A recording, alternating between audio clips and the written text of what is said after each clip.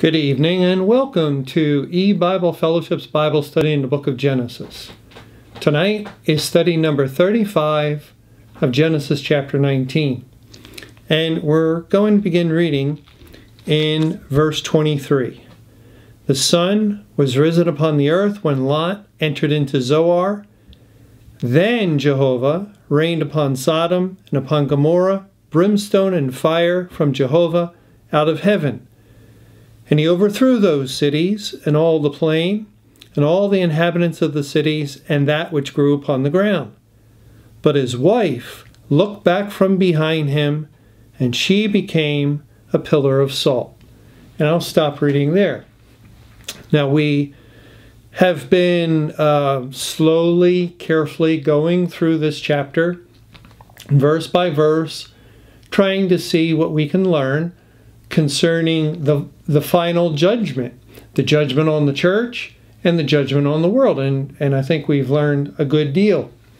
Well, now after we saw in verse 25, when God overthrew the cities, all the plain, all the inhabitants of the cities, and that which grew upon the ground, we went to Deuteronomy chapter 29 and verse 23, which picks up on this idea. And here God is speaking about a rebellious people of Israel, which would in turn apply to a rebellious corporate church. And when God judged the church, it was related to language like this. Deuteronomy 29 verse 23 says, "And that the whole land thereof is brimstone and salt and burning, that it is not sown, nor beareth, nor any grass groweth therein, like the overthrow of Sodom and Gomorrah, Admah, and Zeboam, which Jehovah overthrew in his anger and in his wrath." And we see the fire, the brimstone, and salt is in view, and we know that Lot's wife turned into a pillar of salt. We actually have in the book of Judges a record of an individual who took a city and sowed the city with salt. And why? That it is not sown, nor beareth, nor any grass groweth therein. It will no longer be fruitful. They'll no longer be able to plant their crops, to grow their fruit, and develop their vineyards and harvest. You can't do that anymore once fire and brimstone has fallen. Now, we also pointed out here God is speaking of Israel as though because of their rebelliousness, he has done this to them. And he never did it in actuality or physically. He did it spiritually when he judged the nation. And he did it spiritually to the corporate church when he judged the churches and congregations of the world. And at that point, when God brings judgment, nothing spiritual can grow thereafter. Now, when God brought judgment on the world on the date of May 21, 2011, again, it's the same principle. Nothing spiritually can grow. And that's why it's a complete waste of time. I know it sounds good. It probably is, I guess, comforting to people to talk about going out and sowing the seed of the gospel, and maybe it makes them feel good. They feel like they're doing God's will. They feel that it's loving their fellow man, and yet it's all vain show. It's all emptiness, because you cannot sow the ground in which fire and brimstone has fallen upon it. And God has poured out fire and brimstone from heaven spiritually through his word, the Bible, since that day of judgment, May 21, 2011, up until now, and continuing until the end of the world. The spiritual brimstone comes forth from the breath of God. The consuming fire comes forth from the word of God. And the fire and brimstone has destroyed everything in its path. All the vegetation, all of the fruits and anything that could potentially grow fruit, it will no longer be able to do it. It's over and done with is the point. It's over and done with. Salvation is over and done with. God saving sinners still is over and done with. There's the salvation of the body for those that have already received salvation of the soul still yet to come. And that will happen on the last day. There'll be the time of the resurrection, the rapture, and the equipping of all the saints with their new resurrected spiritual bodies. But there will be no more saving of a soul, because there is no one left to save. The whole house of Israel has been found. And you cannot get any more, any additional, any greater salvation than the salvation or the completion of the salvation of everyone whose name God had written down in the Lamb's Book of Life, of everyone chosen to become saved. That's it. That's it. And again, those who want to engage in the fantasy and in the it's almost like play acting. They're play acting a gospel, and there are all kinds of people all over the world that they get involved in religions, and they're very zealous for their religion, and they're very verbal, and so forth, and they think they're being a blessing, and that others can be blessed through their religion, and none of it's true. None of it's true. And so even if the quietness that we've seen in the professed true believers world, and we have that distinction before of believers and true believers, and now we have another distinction to make, because many so-called true believers are not true believers, but they call themselves that, and they have additional understanding of the lingo, the language of true believers, due to their long association with Family Radio and being under the teaching of a faithful man like Mr. Camping. And yet, when God has tried them, he's tested them, he's found them severely wanting, and so we have to make an additional distinction between true believers who came out of the church and elect true believers that are God's people, as God has opened up their eyes to see and to understand, it's a new epoch, or a new time, a new season. It's the day of judgment. And the scriptures, the commandments of God, the tasks we were given for the day of salvation is completely different than the scriptures and the task were given to feed the sheep for the day of judgment. And people make the same mistake concerning the scriptures when they go to verses that say, or would encourage someone, cry to the Lord for mercy, and it's the day of salvation and so forth, and they're misapplying them to an improper season. And that's typical. That's typically what the unsaved do. They do not change when God makes that major change in program. They stay in the old location, whether it was Israel and the Jews refused to accept correction and humble themselves and recognize their period had ended and now it was the New Testament church age. No, they refused that. And when God ended his relationship with the New Testament churches, they refused it. It is the nature of man, the natural-minded individual, not to recognize the change that God makes in program, because he normally makes it in the spiritual realm, and the natural-minded man does not understand spiritual things. So he grew up in a church. That's why he's in a church. He stays in a church. And it's the same with verses dealing with salvation. People grew up with salvation. It's always been, as far as they knew.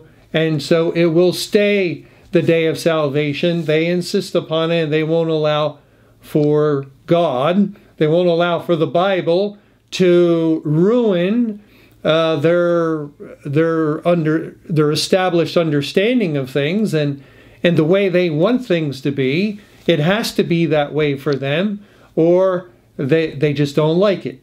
And so they'll keep it. They'll refuse an honest look at the Bible like a Berean in order to desperately keep and maintain the type of gospel that they want. And yet what they're failing to understand is that when God makes that change, the change that God makes is the gospel. That is the true and faithful gospel. And God is the determiner. God is the one who establishes the bounds of the teachings.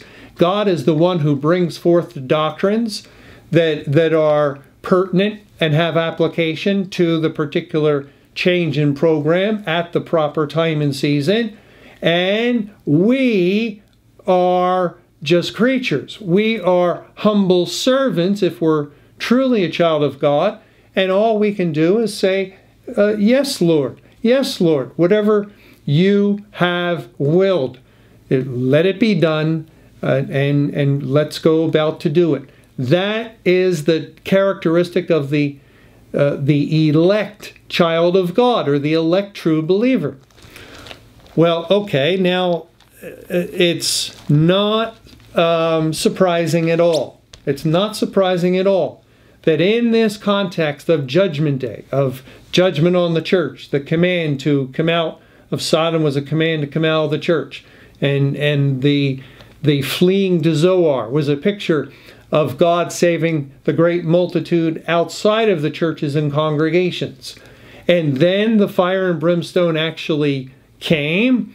It began to fall once Lot entered into the city Zoar, pointing to the last of the elect, as Lot the righteous is typifying all the righteous that are chosen by God. And he's typifying a large group as God saved the great multitude out of the great tribulation. And once he entered in, it was like the last one was saved, and we can understand it's as though the clock is striking and the date is turning to May 21, 2011, and Judgment Day has come, and then God overthrows everyone and that which grows upon the ground. But then in verse 26, but his wife looked back from behind him, and she became a pillar of salt. You see, God's wisdom, God's foreknowledge, his knowing the end from the beginning is why he gave this verse. God, of course, has known the circumstances, the events, the situations that would unfold and work out up until, all history up until May 21, and of course all history after May 21 until our present time and beyond. We don't know what tomorrow is going to bring, but God does. And God has known throughout the whole history of the world, and actually ever since he's been God, he has known that many would turn back. many would go back, just like many Israelites desired to return to Egypt after being delivered. After the great deliverance, the great day of salvation, in which God finally, after all history in this world, over 13,000 years, and in 2011 was 13,023 years, God completes the saving of all the souls of his elect. He saved everyone that he had predestinated to be saved. And instead of rejoicing, the Lord also, or instead of his people rejoicing, they did not, because the Lord also simultaneously laid a trap and a snare. Remember that verse in Psalm 11 where it speaks of the cup of the wicked, and it said that the Lord would rain snares, fire and brimstone from heaven. You see, God laid a snare for all the inhabitants of the earth. And the snare was that he would set the stage, he would have his people proclaim in an absolute way, if you remember the exclamation point, and the track of the 722,500 days from the cross until May 21, which had the title, Another Infallible Proof. He showed his people the date of judgment, and he locked it in to such a degree they were absolutely convinced. They were certain it would happen, and therefore, being faithful watchmen, they proclaimed it with a certainty, and this message went all over the world. And it was, that verse, I think it's in 1 Corinthians, in 1 Corinthians 14, if the trumpet give an uncertain sound, who will prepare for the battle? And typically, the world just shrugs off dates. But this had this ring of just certainness, this ring of reality to it. These people were convinced. And whenever the news would interview someone, and they'd always try to get them to say, now what if it doesn't happen? And without fail, as long as they were asking any true believer, without fail, the person would say, it's going to happen. It was like they couldn't budge God's people off of this absolute assurance that the day of judgment would happen on that date. They kept trying and trying, and they kept seeing this exclamation point. It was a certain sound, and therefore there was preparation made for the day of battle, for Judgment Day, as God moved in his elect to will and do of his good pleasure. And certainly it was that crisp, that clear and absolute nature of the declaration worldwide that perked up the ears of those elect out there and drew them to the message, and God saved them. However, he worked that out through his word. And so the world was receiving a proclamation concerning judgment in a manner, an absolute manner, it had never really seen before. In a worldwide way, it had never really seen before. And it was just unrelenting, day after day after day.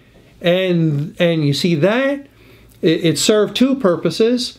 It again, the certain sound of the trumpet, so the elect would be brought in, and also it set the stage for the snare, for the trap, because it was so sure the world was watching and waiting, and fearfully in many cases, and certainly worriedly in most. They had an eye to that day, and when it did not happen outwardly, physically, but it did happen spiritually, but the world doesn't see spiritual things.